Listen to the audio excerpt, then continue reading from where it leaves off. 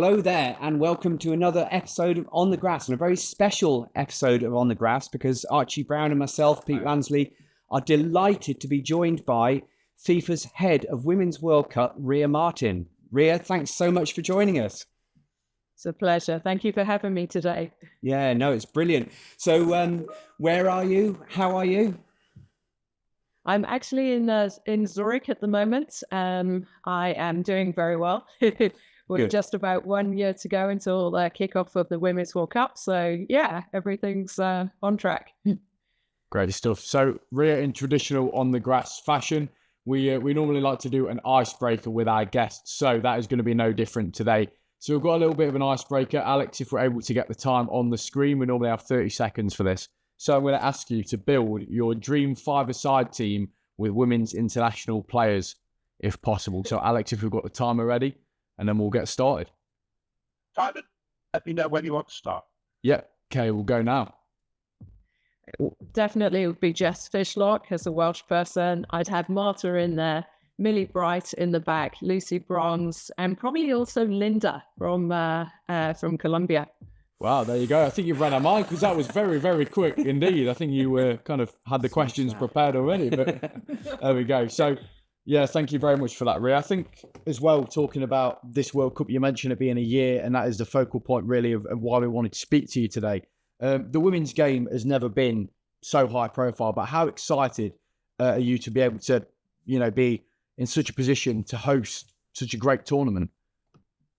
Oh, it's a dream come true, to be honest, Archie. I've been in this position now I've been at FIFA actually for 29 years, believe it or not, before you were born. I've been delivering men's World Cups and women's World Cups throughout my career. But Brazil is going to be special. You know what Brazil is like when it comes to football, although maybe we won't mention the 1-1 draw against Morocco a few days ago for the men's World Cup. But yeah, they bring a lot of passion to the game. And I think, the stadiums that we've got in Brazil are going to be absolutely phenomenal. So we're really looking forward to the event. Very, very excited. What stage is the planning at, Rhia? Can you give us a little glimpse? Here we are, a year to go. How far back does the planning go, and what stage are you at now in terms of tickets, stadia? Yeah, we start with a bidding phase several years out. Brazil was appointed in May 2024. So, yeah, we basically then have 3 years to organise the tournament. At the moment, as I mentioned before, we're 1 year to go. So we're right in the heart of the planning with the host cities and also the stadiums. So we go to the stadiums, do a lot of inspections on space allocations, working with all of our different departments here in FIFA. We are working closely on the commercial framework at the moment, and also on the broadcast as well. And of course, we've got quite a few teams have qualified already, so we're raring to go.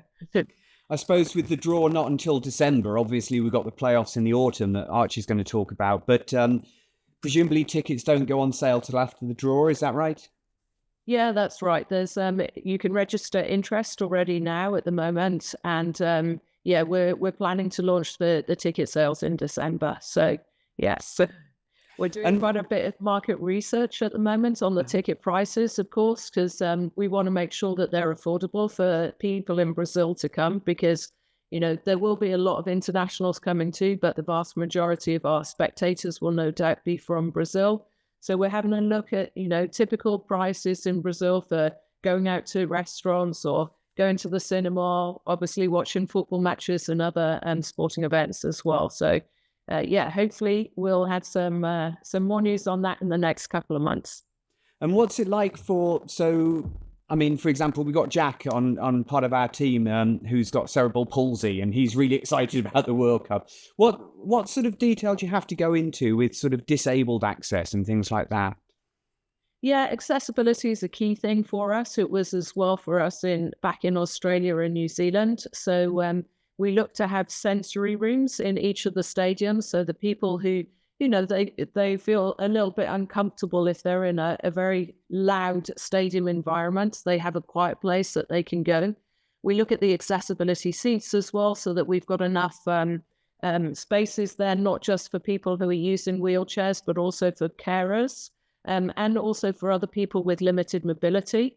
We also have, like you guys in the UK, changing places rooms as well for, so that people can come to the stadium in a safe environment. What are the plans for travel logistics like? I mean, obviously, going to Maracanã and in Rio, it just sounds like psychedelic. It's just such an exciting prospect. But at what stage do you start thinking about bus routes and whether the FIFA put any buses or things like that?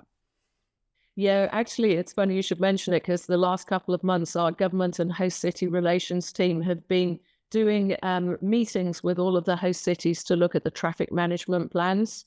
There are some host cities with great metro links, like Rio de Janeiro, but a lot of them are using buses as well. So we're exactly talking about that at this moment, and where we need to do road closures as well to make sure that people who are turning up to the stadiums on foot can also access easily and safely as well.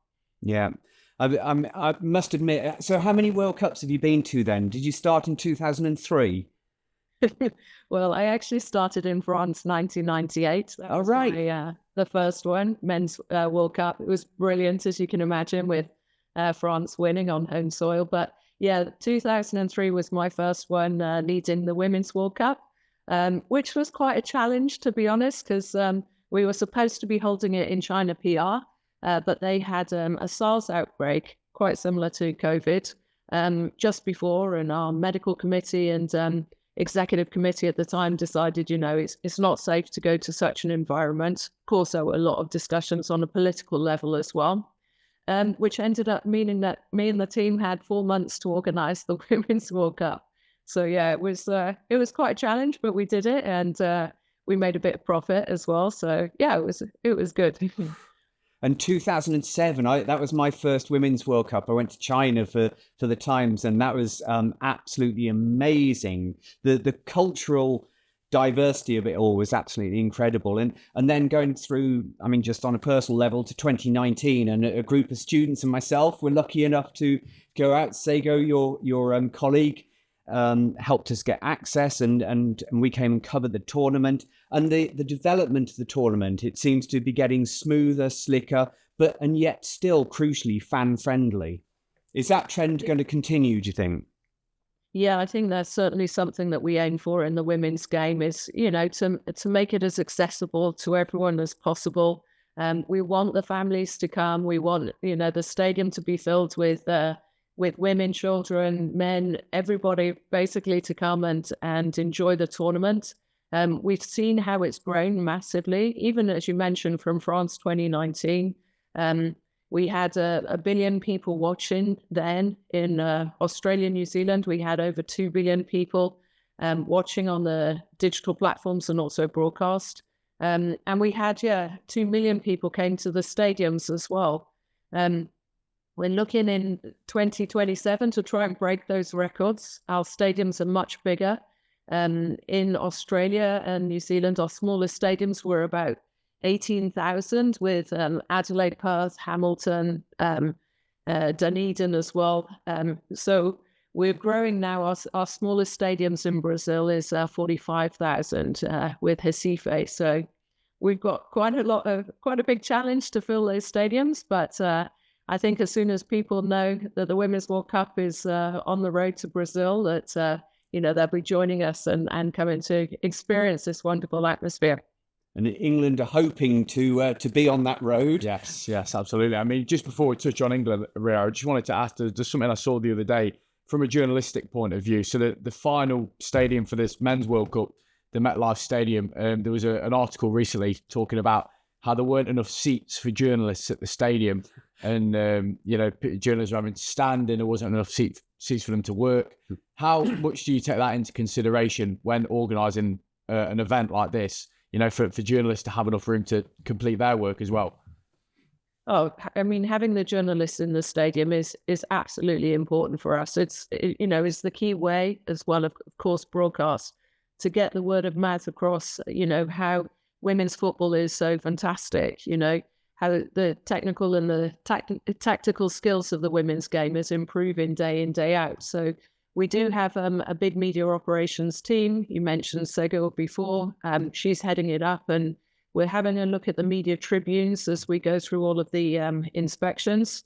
We're looking at the stadium media centres as well, trying to make it as accessible as possible. I think, the people who have been involved in the past in the Women's World Cup know that this is key for us. It's key for the development of the women's game. So, we'll certainly be looking out for you, Archie. Don't worry. That's great to hear. So Pete mentioned obviously about England as well. So the qualifying for England has kind of enhanced the jeopardy, hasn't it, Pete? So now they've got to go into two pairs of playoffs, which kind of increases competitiveness and, of course, makes it more exciting for the supporters as well. What can you say about that, and how does that process work for you in building a tournament like that, and making it more competitive for teams and fans as well? Yeah, exactly. I think we always want to make sure that we've got the best teams playing. We work very closely with the confederations on building the structure for their qualifying tournaments as well. And having playoff tournaments for us, we'll have two stages of the playoff tournaments this time organised by FIFA. So slightly different from what we had when we hosted it in Auckland and Hamilton back in February 23. So we'll have one playoff tournament taking place in November, December. We're hoping to announce the host soon, and then the second one will be in February. Talking about England, I think they're always a contender to play on the top of on the top level. They played extremely well in the Women's World Cup. Obviously, having reached the final against Spain, I think it was a heartbreaking match for many, that one, in the final back in Sydney. And of course, having two back-to-back champions for the Women's Euros, I mean, is fantastic. And seeing how the supporters have come to the table as well. I mean, the Women's Euros was here in Switzerland last year. I was attended many of the matches as a fan, and seeing how the England, and in my case Welsh supporters came and supported was incredible. Yeah, that's great. I mean, obviously England over the few years, like you mentioned, have been in fantastic form. Recently, of course, they've struggled. They did have that 4-0 loss to Spain recently as well. But should England qualify, Rhia, what are the most important aspects and excitement that fans can look forward to ahead of the tournament? We are looking to enhance the fan experiences that have been had in the stadiums. We're working very closely with our colleagues in USA, Mexico, and Canada. We all know that the Americans love a great fan experience, so we're going to be doing quite a lot of transfer of knowledge after that. We're also setting up FIFA fan festivals in each of the host cities, just like we did in Australia and New Zealand as well. So we're having discussions at the moment with the host cities to have them in iconic places like the Copacabana Beach. And so, I think we're trying to improve as well a little bit the digital storytelling and impact as well of the tournament in the run-up. Of course, at the moment, FIFA.com and all of our FIFA platforms are focused on our Men's World Cup, as you would expect. But there are some stories coming through, and there will be much more to come in the months that lead up to the tournament. Of course, obviously we're in the midst of the Men's World Cup at the minute, and although there is some fantastic stories, Cape Verde recently, of course, and hero tales from the small nations, but it's obviously not been without certain challenges. Of course, there's I'm not going to go into specific detail, but there are challenges that are obviously there. Do you think there are lessons that the Women's World Cup can pick up on from this, take into the tournament and maybe steer clear of, that you can see, or what are your thoughts on that?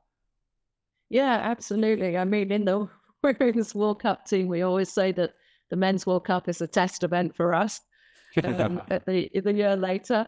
But seriously, we learn a lot of lessons from them. We look at the innovation that they do. I mean, the ref cam, I'm loving it in the Men's World I do as well. Yeah, it's great. It's so good to have that special angle. It's great. I know we've seen it in rugby for many years, but it's good having it in football as well. We look at the football technology side as well, of course, with the VAR, automated offside, and goal line technology as well. We try and improve in that regard as well. But I think a lot on the how we interact with the fans, as we were saying before. Our different platforms that we use, different apps that we're using for the fans as well. We look at that. We try and we learn the lessons that they have done in the Men's World Cup, and we try and to take it to the next level in the Women's World Cup too. Absolutely. Yeah, and I mean, I'm trying to think what other innovations we've had. So the quarter breaks that we're having in the Men's World Cup, Rio will be in winter, won't we? Is that right? So presumably we won't have a need for them, or is that something that's been discussed? Yeah, we haven't discussed it yet. Again, I think it will be good lessons learned from this Men's World Cup, but our temperatures are significantly lower than they are in US, Mexico, and Canada. Up in the northeast, we'll probably be hovering around the 24 degrees. So that's pretty standard temperatures for playing football.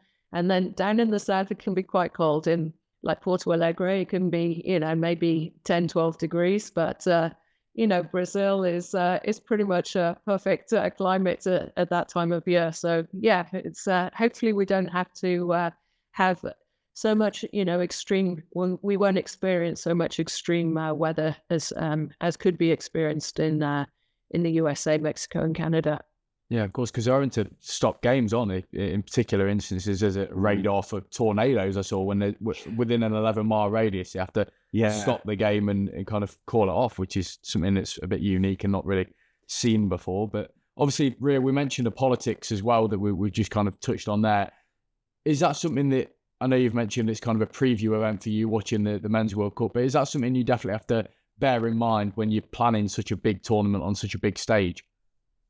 Yeah, definitely. The politics is an element of it. Of course, we need to work closely with the federal government and also the state governments and municipality governments as well, because we need their support for things like I mentioned before, the road closures, for example. So we have a specific team who is working closely with them to ensure that we're engaging, that we have good relationships with them. And yeah, it's always a two-way street, isn't it, with any relationship? So yeah, to make sure that we are delivering what we promised to do, and that they also are working closely with us as well.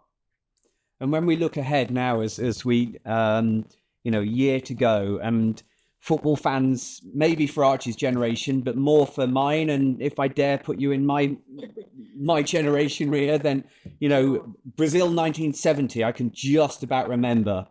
And then, you've got Pele, you've got Marta, you've got Maracanã. It's just, is it possible that a World Cup like this could take women's football to it? Is there another level? Yeah, we're hoping so. I think, each edition of we have the Women's World Cup and the Men's World Cup, of course, we want to develop football. As our president says, we want to, make football truly global and unite the world with it as well. Is something that we strive for day in, day out at FIFA. It's not just the tournaments which are important, but it's also the development of the game. The women's game, I suppose, is relatively new. Of course, it was banned in many countries for many years, including in the UK, of course. And I think what we're trying to do is work off the pitch as well. So to make sure that we have the whole infrastructure and ecosystem in place. So we've got people in the women's football division here in FIFA working on coach development. So there's a mentorship program going ahead with all the coaches who've got experience together with upcoming coaches as well. Our women's football team are working on the referees, of course. So they do a series of workshops around all of the confederations to make sure that we've got the best possible referees who can officiate the game. And of course, then we're also looking into how we can develop leaders in the game as well. So we've got some really key women's leadership programs to make sure that we've got everybody both on and off the pitch working together to make sure that we've got a safe environment for girls around the world to play football. Yeah, because I mean, our podcast is primarily grassroots based, and Archie here, to give him a plug, was Derbyshire FA's Grassroots Volunteer of the Year last year. And I've spent like 40 years just like, I can't get away from grassroots football. So last night I'm at my local village primary school, and we've got 25 kids out, and we're having our own little World Cup, and we've got the girls involved with their own targets. And as you talk about development, and it's very close to our hearts. Yeah. And obviously we're here at the University of Derby, where we're trying to rear young journalists to have broad minds, to think it's not just men's football Premier League. It's about women's football. It's about development. It's about everyone. And I think this is where we're talking from the same hymn sheet here. What sort of legacy planning might there be for grassroots football? Yeah, legacy actually for us is growing and growing, and it is specifically for the Women's World Cup. So we have actually an executive director for the legacy. You might know her, Lini Pellegrino. She is a former national player of the Brazilian team. So she's in a perfect position to know what's required, to build the legacy. So we're looking at 3 different pillars of legacy. First of all, it's the women's football development pillar. So, giving opportunities to girls to have, the chance to play football. I've been personally as well to several favelas and other underprivileged areas and societies within Brazil over the last couple of years to try and get the momentum to engage with the people. I speak Brazilian Portuguese, or I'm learning it, so I can, so I can talk with them. And we're also working on the infrastructure, so for training sites, for example, that we can use then afterwards by investing in, having safe spaces, having showers with cubicles, covering up urinals, and just having normal toilets for the girls to come and feel comfortable, to be there. And then we're also looking, of course, of trying to change a little bit of society. There are some issues in Brazil at the moment, which are well known, things like domestic violence, things, such as, disrespect for females. So we're trying to change, I suppose, a little bit the way that society views women. We've got 4 executive directors, and 3 of them are female. In our team of 150 people who are based in the office in Rio de Janeiro, we've got 68% are female. Here in Zurich, the top 3 people working on the Women's World Cup are all female. So we're trying to, it's not just words for us, it's also reality. And, we're trying to empower women and mentor them and give them the opportunities as well. So, we're trying to do legacy both on and off the pitch. Okay, and it's funny because Archie and I were chatting yesterday. One of our colleagues from Derby FA was going to help us, and then we have 3 hosts, 3 female hosts on this show. So we're slightly embarrassed that 2 blokes are hosting this, but Ella, Amy, and Lucy are fantastic On the Grass podcast hosts. They're away with University of Derby Women's Football Club end of season holiday, so they have a very good excuse for not being here. But and so, that's very close to our. Alina Pellegrini sounds like she would be a fantastic guest if there was ever any possibility of getting her on our podcast. I see the cogs turning in Pete's head. He was like, next guest. We'd love to speak to her. Do you think that's a possibility? Yeah, definitely. We can reach out to her. She's extremely approachable, a wonderful person, and she just comes with this huge energy, and I'm sure she would love to speak with you, and I'm sure your students and anyone who watches or listens to the podcast would love to hear her as well. Great. There we go. Teed up perfectly. Look forward to it. So I just wanted to, obviously, at the start, Rhia, we put you on the spot to open the podcast. So I think it's right that we do it again to close the podcast. So I wanted to ask, we're going to get the timer on the screen once I've explained what the question's going to be. So there's a the scenario is there's a celebratory Women's World Cup dinner. I want you to give me the first 5 guests that you would invite to this World Cup dinner. I'm putting you on the spot a little bit more than before. So I hope you're not as prepared, because it might be a little bit more of a challenge this time. So Alex, if you're ready with the timer, we're going to get it started. Okay, 3, 2, 1, let's go. Well, definitely Jill Ellis. She's the chief football officer here and obviously coached the USA national team. I would really like Megan Rapinoe. I love her because she's in 2019, she was just an inspiration for us all. I think, yeah, we need some of the young upcoming players as well. Keep going. We want to know. We want to know. Now. Who would I choose there? I don't know. I would probably want to choose Astrid Lehmann. She's a Swiss international. And also Brigitte Prinz from Germany. Yeah. She played in the 2003 World Cup, and I really like her. I'd probably choose... How many have I chosen? You've done 4 now. There's one more left. 4 as well. And I would probably choose Sam Kerr from Australia because, again, massive personality, I would say, and has really changed the game for women in her country and also, I would say in the region as well. I love it. Normally we're a little bit harsher with the 30 seconds, but we're that intrigued. We wanted to let you keep going and give us them answers. Well, Rhia, that does bring an end to this episode. Thank you so much for talking to us today. We've really been interested hearing your stories and look forward to seeing what's going to happen with the World Cup next year in Brazil. To everyone at home, thank you very much for watching. This has been another episode of On the Grass. Pete, thanks again for being on the sofa. You can catch this episode on the Story Hub YouTube channel and look out on the University of Derby Football Journalism on X and Instagram for shorter clips of this episode. Thanks very much. I've been Archie Brown. See you soon.